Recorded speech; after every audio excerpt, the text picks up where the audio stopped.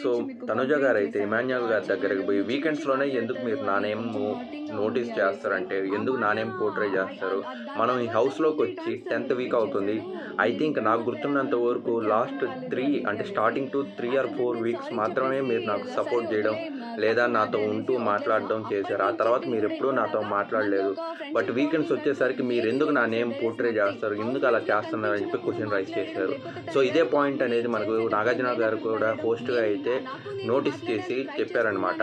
అక్కడైతే ఇమాన్యుయల్ గారు నాకు ఉన్న ఫీలింగ్ తనుజ నేను అయితే ఫ్రెండ్గానే ట్రీట్ చేస్తున్నాను, తను నాకు ఒక మంచి ఫ్రెండ్షిప్ సపోర్ట్గానే నేను ఎప్పుడూ ఉన్నాను, అది తనకి నేను షోకేస్ చేసినా చేయకపోయినా నా ఫీలింగ్ నాదే కదా, నా ఫీలింగ్ నేను చూపించడానికి కానీ ఎందుకు ఇలా అంటున్నారు అనేది నాకు అర్థం కావట్లేదు అన్నారు.